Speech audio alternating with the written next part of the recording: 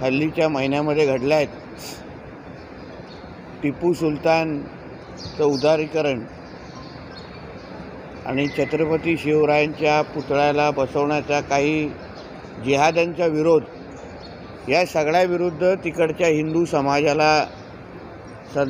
समाजाच्या मनात फार आक्रोश आहे, अस्वस्थपणा आहे. म्हणून हिंदू समाजाला जागृत करण्यासाठी, ताकद देण्यासाठी आज सगळे हिंदुत्ववादी संघटना मिळून तिथे मोर्चा काढतायत आणि त्या मोर्चाला सहभागी होण्यासाठी मी चाललो आहे. नजीबुल्ला म्हणाले की मुस्लिम समाजाला सुद्धा आरक्षण मिळायला पाहिजे, अशा पद्धतीची भूमिका त्यांनी मांडलेली आहे. एकीकडे आरक्षणाचा प्रश्न राज्यभर सध्या असा पेटलेला असताना मुस्लिम समाजाला किंवा कुठल्याही धर्माच्या आधारे आरक्षण मिळू शकत नाही, हे सरळ स्पष्ट कोर्टाने करून दिलेलं आहे. मुस्लिम समाजामध्ये असलेल्या जे असंख्य जाती आहेत त्या जातीचा अभ्यास करून अगर कोणी आरक्षण मागितलं तर शक्य आहे, नाहीतर मुस्लिम धर्म म्हणून किंवा मुस्लिम ह्या नावाने आरक्षण मिळू शकत नाही, हे सरळ स्पष्ट आहे.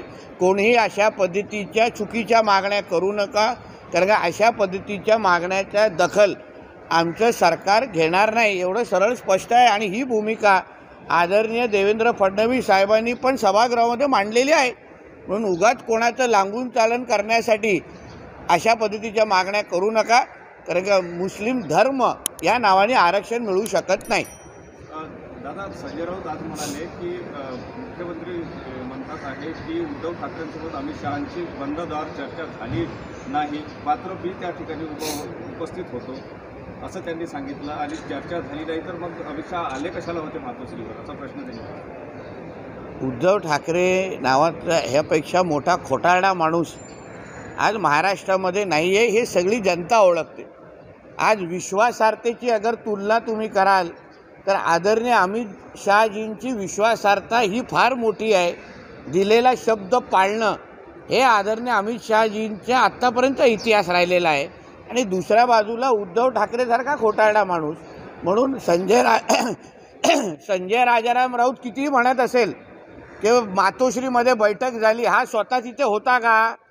नव्हता. कारण का तिथे जे होते त्या सगळ्या जणांनी सांगितलं, असा कुठलाही शब्द दिलेला नाही.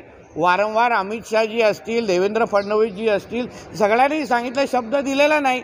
म्हणून उगाचं नाक रगडत शेमड्या मुलांसारखं रडण्याचा काय आता अर्थच राहिलेला नाही आहे. म्हणून अशा कुठलाही शब्द दिलेला नाही. आणि संजय राजाराम राऊतचा महाराष्ट्र सोडा, त्याच्या घरातले आले तरी त्याच्या शब्दाला किंमत देतात का, हा फार मोठा प्रश्न आहे. जरांगे पाटलांनी आरक्षणाला विरोध करणाऱ्याला संपवण्याची काल भाषा केली, त्यावर ओबीसी नेते बबनराव तायवाडे म्हणाले की जरांगेवर गुन्हा दाखल करून त्यांना अटक करायची. असं आहे की बहुजन समाज म्हणून, हिंदू म्हणून, माझ्या हिशोबाने हिंदू म्हणून कोणीही आपसात लढू नये, हेच आत्ताची भूमिका असली पाहिजे. कोणी कोणाची एक हिंदू अगर दुसऱ्या हिंदूला संपवायला जात असेल तर हिंदू समाज म्हणून हा आपला फार मोठं नुकसान आहे. म्हणून मी जरांगे पाटलांना पण सांगेन, हिंदू आपसात जेवढे लढतील तेवढाच फायदा आपण या जिहाद्यांना करून देऊ. म्हणून अशा पद्धतीची कुठलीही भाषा करू नये, एवढा सल्ला मी ह्या निमित्ताने त्यांना देईन.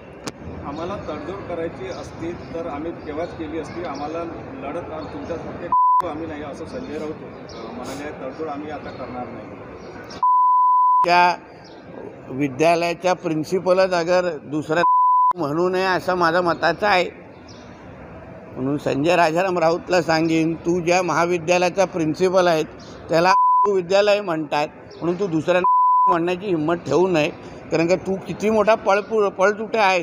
तू जेव्हा जेलमध्ये होता तेव्हा तुझा भाऊ हा अमित भाईंच्या घराच्या अवतीभोवती किती फिरायचा, त्याचे फोटोग्राफ नाहीतर आम्हाला जाहीर करायला लागतील. इंदापुरात जर अजितदादा आम्हाला विधानसभेत मदत करत असेल तरच आम्ही लोकसभेत मदत करू, असं अंकित पाटील म्हणाले. 3 वेळा अंकिता पाटील त्यांची मुलगी आहे. पाटील म्हणाले 3 वेळा खंडित खुपसल्याचंही त्यांनी म्हटलेलं आहे. मला वाटतं महायुती म्हणून आम्ही सगळे एक संघ आहोत. त्या परिस्थितीमध्ये काय करायला पाहिजे, महायुतीचे आमचे सगळे वरिष्ठ नेते बसून त्याबद्दलचा निर्णय घेतील. भाजप दक्षिण मुंबई, रत्नागिरी आणि पालघर या तिन्ही मतदारसंघांवर दावा करण्याच्या तयारीत आहे. कोण? तिन्ही मतदारसंघ शिंदेकडे. भाजप. मला असं वाटतं की कोणी कुठे लढावं हे आता घोडा मैदान लांब नाही आहे. लवकरच ठरेल की बाबा कोण कुठे लढणार आहे, कोण कुठल्या मतदारसंघावर लढणार आहे आणि त्यानुसार सगळी माहिती बाहेर येईल. जरांतरवर कशी माहिती देऊ शकतो आपण. 370 जागा जिंकणे म्हणजेच खऱ्या अर्थाने मुखर्जींना आदरांजली असेल असं काल अधिवेशनात बोलले. ते एक सत्यच आहे, कारण की त्या अधिवेशनातूनच मी आता दिल्लीवरून इथपर्यंत आलेलो आहे. म्हणून मला असं वाटतं की अब की बार 400 पार हा जो नारा वारंवार आदरणीय मोदीजी आणि आमचे राष्ट्रीय अध्यक्ष नड्डा साहेब देत आहेत, त्यानुसार येणाऱ्या निकालामध्ये त्याचं प्रतिबिंब तुम्हाला दिसेल.